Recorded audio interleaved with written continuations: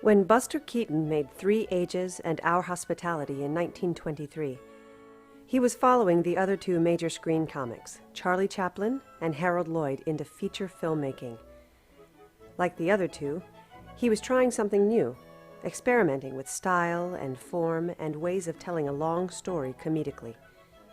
For his first feature, Three Ages, Keaton was cautious. He hedged his bets, creating 3 short stories that were combined thematically into one.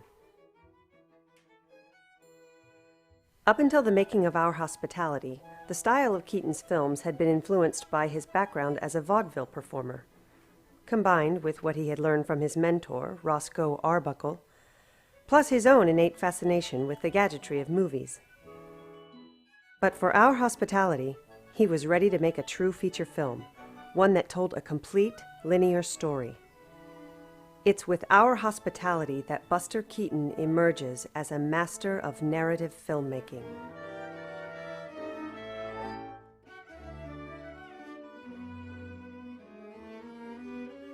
For Keaton, who took his comedy very seriously, it only made sense for him to open this film with straight drama, cross-cutting between characters in the same way that D.W. Griffith edited his dramatic films. In fact, the opening is almost a one-reel riff on Griffith, and it builds to something unlike any other screen comedy. There are no laughs here, as young Father John McKay is killed by Jim Canfield, which continues a deadly feud between two families. Keaton's experiment was a huge risk. How could a film that starts with such a tragedy, realistically depicted, be a comedy? He tried other new ideas as well. Unlike any other comedy feature up to that time, Our Hospitality is historically grounded. It's based on the true story of the Hatfield-McCoy feud. Although, for reasons that will become apparent later, Keaton shifted the story from after the Civil War to the pre-Civil War era of the early 1800s. And he moved it from the rustic Appalachian Mountains to more genteel areas of Kentucky. Keaton wanted to depict this time period convincingly, so he used historical sketches and photographs to help him and his crew depict the historic setting. This does not mean that every single detail is historically accurate, however. When necessary, Keaton sacrificed history for the sake of comedy. Not only did Keaton create a dramatic and historically based film, but Keaton, co-director Jack Blystone, and cameramen Elgin Leslie and Gordon Jennings made a truly romantic and beautiful one. And it's this visual splendor that makes Our Hospitality remarkably different from any comedy film that came before it, or since. Throughout much of the film, the camera lingers on the scenery, taking time to let us appreciate what we are seeing. Photos taken behind the scenes at the Truckee River location give us an idea of other possible camera locations. But in the final film, the camera is placed in the perfect spot not only to capture the action, but to make the shot pictorially brilliant. Because of this, and because Keaton tried something unusual in his approach to the humor of the film, the feel of Our Hospitality is different from any other comedy. Rather than throw a bunch of gags on top of the dramatic story, Keaton chose to allow much of the humor to come from the context. This gag, for instance, demonstrates how the passing of a train could create a communal experience when trains were new. It's quintessential Keaton. He's not making fun of these people.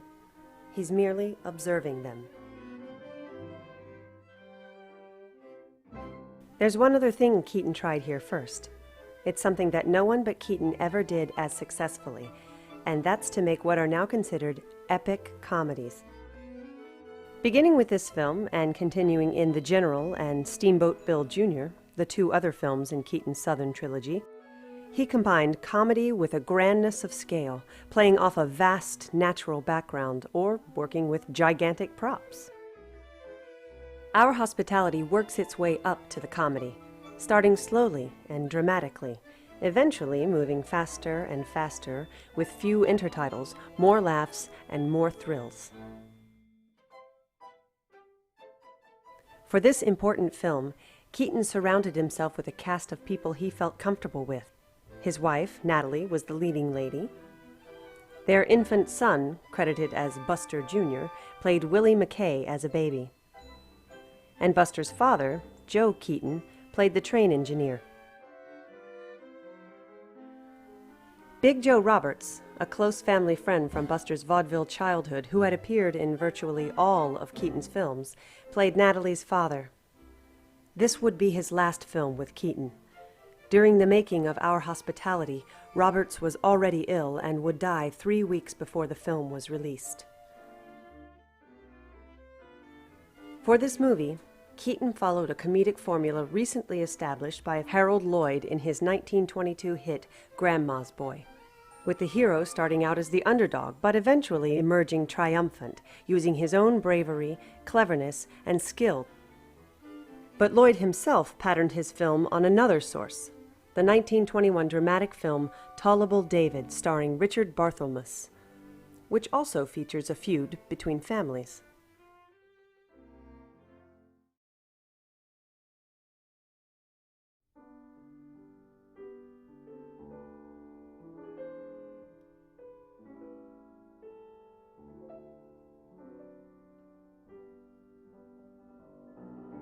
The true-life feud between the Hatfields and the McCoys, called the Canfields and the McKays in Keaton's film, was infamous in its time, eventually leading to 13 deaths and the conviction and imprisonment of several family members. The two families lived on opposite sides of the Tug River, separating West Virginia from Kentucky. The families were not wealthy. Their homes were much more like the shanty Willie McKay inherits than the mansion he imagines. During the Civil War, the feud was sparked off when Asa Harmon McCoy, who had broken with his Confederate family to become a Union private, was murdered. His family blamed the Hatfields for the crime. Like the Romeo and Juliet love story of Virginia Canfield and Willie McKay in Our Hospitality, a real-life romance escalated the hostilities. When Rosanna McCoy and John Hatfield became engaged, the two families refused to accept their relationship. Unlike the filmed version, however, their romance was doomed. By the time Johns left Rosanna for her much younger cousin, Rosanna had miscarried their child, 3 of her brothers were dead, and several family members were imprisoned. She would die just a few years later, at age 30. This infamous and tragic situation became the unexpected backdrop for Keaton's comedy. Buster Keaton had already displayed a morbid sense of humor in his short films. Probably the most blatant example, prior to Our Hospitality, was the dream sequence in his short The Frozen North.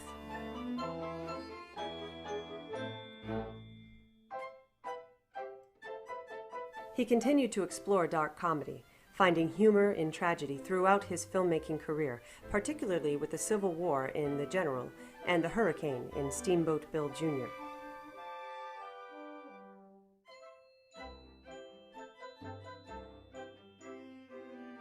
Because he was basing the film on the real-life Hatfield-McCoy feud, Keaton could have set the film in the true historical time period of post-Civil War West Virginia.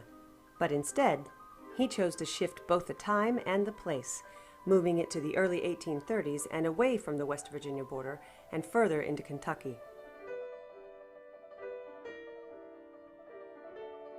The whole premise of the film centers on the idea that once inside the Canfield home, Willie McKay cannot be killed.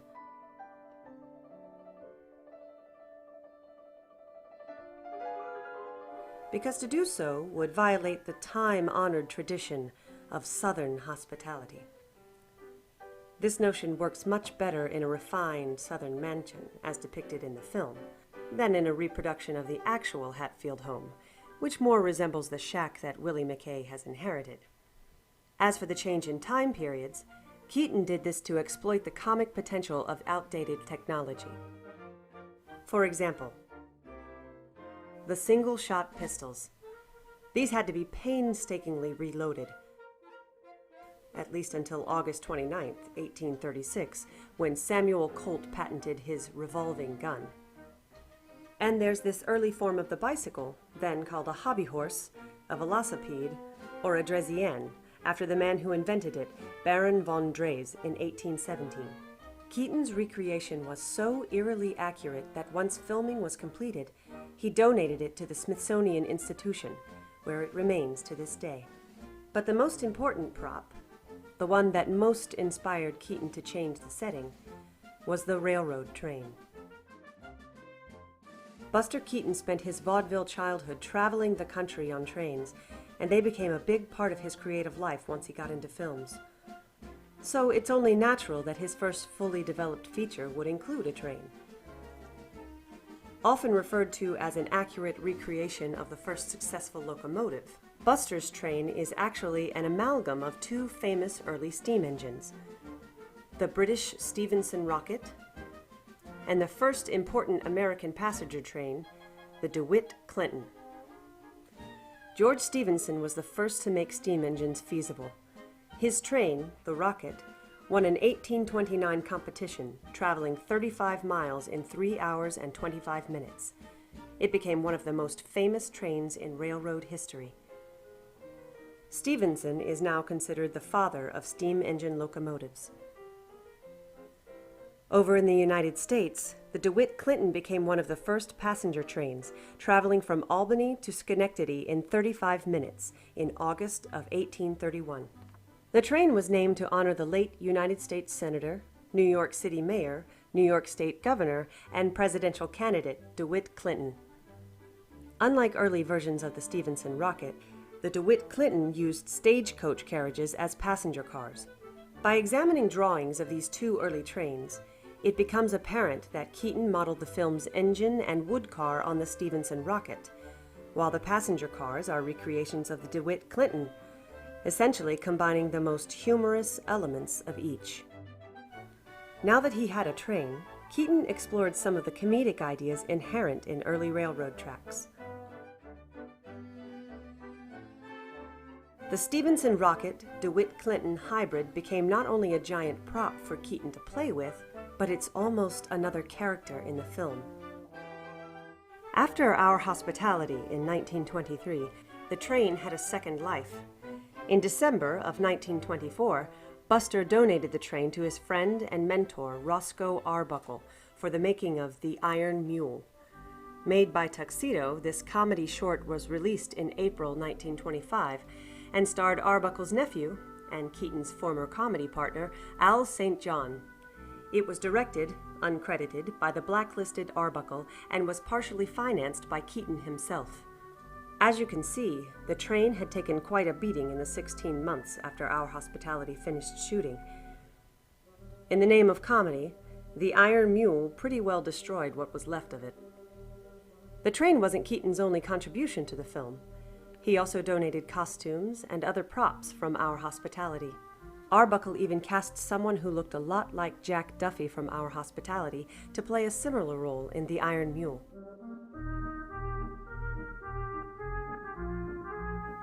As a final act of generosity toward his former mentor, Keaton himself appears in the film.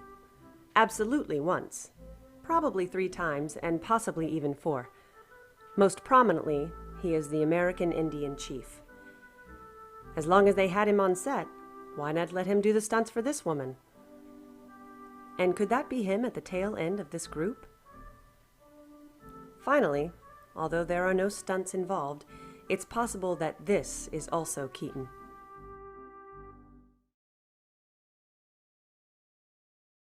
Our Hospitality has more in common with Keaton's The General than with any of his other features. What's obvious is that both feature trains, and both are visually exquisite historical recreations. What's not so obvious is that Keaton experimented with specific techniques and gags he would reuse 3 years later in The General.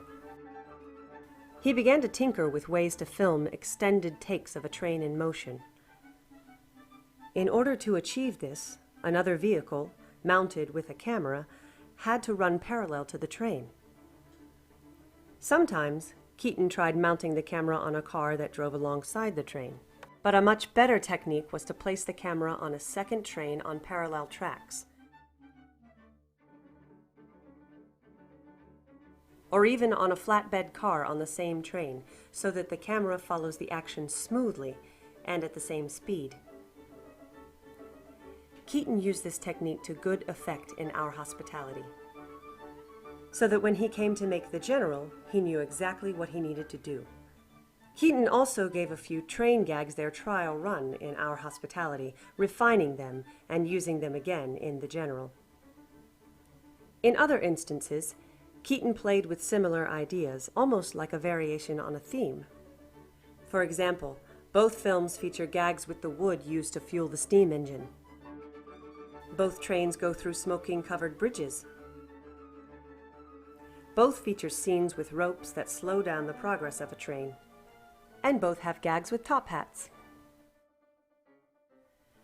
The two films are cousins, but not just because they both use trains and featured related gags. Willie McKay is more like Johnny Gray in The General than any of Keaton's other leading men. Both start out as self-assured young men. Like Johnny Gray, Willie McKay ventures into the dangerous unknown. In Johnny's case, it was enemy territory during a war. In Willie's, it's an unknown community and a family feud. In both films, the hero has an epiphany when he overhears his enemies plotting. It's only then, when he becomes aware of the true nature of the situation, that he takes action.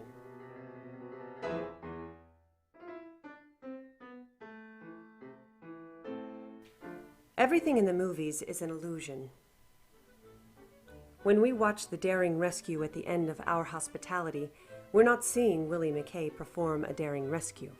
We're seeing a performer and director, Buster Keaton, show us an illusion, a trick.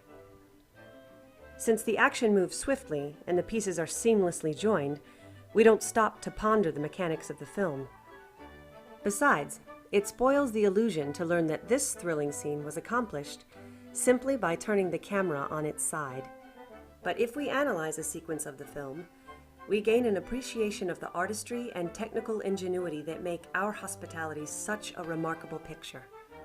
The waterfall sequence. By a clever change of camera angles, Buster hides his movie tricks from us. In fact, this is the bottom of Buster's waterfall set, and the water flowing down comes from the same waterfall from which Buster rescues Natalie. The waterfall itself is a prop. Historian John Bankson has determined that Keaton's crew constructed it at the Robert Brunton Studios, just a few blocks away from the Keaton studio.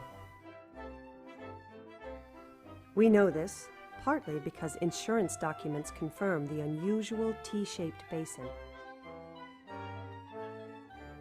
Buster used two locations to film this sequence: the Truckee River near Lake Tahoe, and on a Los Angeles studio lot. This was shot at the Truckee River. Pay close attention to the background rocks and shrubbery. They're the key to figuring out if you're looking at the Truckee location or a studio set.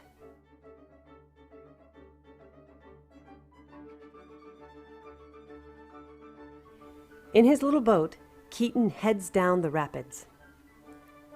After a few cuts showing Natalie crying on the shore and Big Joe Roberts looking around for Buster, we come back to Buster searching the horizon and losing the boat. Now the adventure begins. What exactly is that rope snagged on? In the context of the film, we assume it's a rock, but in reality, someone off screen is holding the other end of the rope. We assume Buster has worked the rope free, when actually, it's just Buster jumping backwards into the water. Buster travels downstream past Natalie. The water moves more slowly than in the previous shot, but we see what we want to see, that Buster is rapidly floating down the river. Because the Truckee River was flowing swiftly over a rocky riverbed, Buster used a restraining wire to keep him moving at a safe pace and to ensure that he wouldn't be swept away. That's not what happened, though. The restraining wire snapped right here, sending Keaton plunging down the rapids alone. Because his cameramen kept shooting, it's all caught on film. Thanks to the quick thinking of crew member Ernie Orsatti, who later became a professional baseball player, Keaton was saved further down the rapids. The very next shot is on Keaton's studio set. And the next, with the prop rock turned the opposite direction. And the next, from another angle, with different shrubbery and no rock. We're at the Truckee again, as Natalie climbs into a small boat. Because we're caught up in the story, we don't question whether or not this is Natalie in the boat going down the rapids. It's stuntman Harvey Perry who performed all of Natalie's dangerous stunts. Back to the studio set. Harvey Perry disguises his face as he comes near the camera. Harvey Perry falls out of the boat and swims by.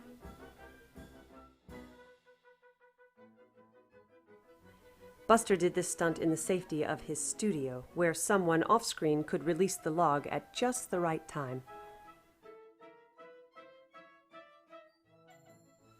Studio set. For the first time, we see the top of Keaton's man-made waterfall. The camera is far enough away to suggest a real sense of danger. Of course, it really was dangerous, just not as dangerous as it looks. Chances are, there was a net just out of sight of the camera, so if Keaton did fall, he wouldn't have far to go. To add suspense, Keaton throws in this shot, which seems to be from a great height. Actually, it's the top of his man-made falls, and what we see in the background is miniature scenery.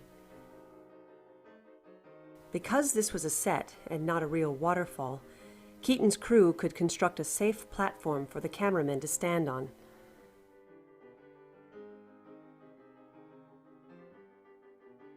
For even more suspense, we get a shot of a real waterfall. Now Natalie floats by the studio-built rocks. Buster ramps up the suspense by showing us again the supposed height of the falls. A near accident. And this bit, shot from further away as Natalie's boat careens over the falls. Then cutting to an identical boat smashing itself on rocks at the bottom of the real waterfall. After a quick shot of Buster trying to escape his dilemma, we find Natalie again floating past that same stretch of studio set. Buster again. And this time it's Harvey Perry, with well-tanned forearms, performing a slightly more dangerous stunt than Natalie Talmadge would do herself. Natalie again. White forearms. In fact, all three shots of Natalie in the studio seem to be alternate takes of the same action, intercut with other shots to suggest separate incidents. Harvey Perry swims toward the falls. Natalie closer up, probably with a net just below the frame. Because this stunt is so dangerous, we see neither Natalie nor Harvey Perry saved by Buster. What we see is a dummy dressed in Natalie's costume. A cut to Natalie and Buster on the rocks of the set ends the sequence, which began near Lake Tahoe, 500 miles away. The sequence is especially remarkable if you take Keaton at his word when he said, quote, "There was never a script on any one of those pictures, and our detail work in things like hospitality and the general, period pictures, had to be correct. We'd bring in our cameraman, our technical man who builds our sets, the head electrician, and the prop man. And we go through what we had in mind on things. They make notes. They know what's going to be built. The prop man knows the props he's got to have and the stuff to be built. By the time that we're ready to shoot, there's no use having it on paper because they all know it anyhow." End quote.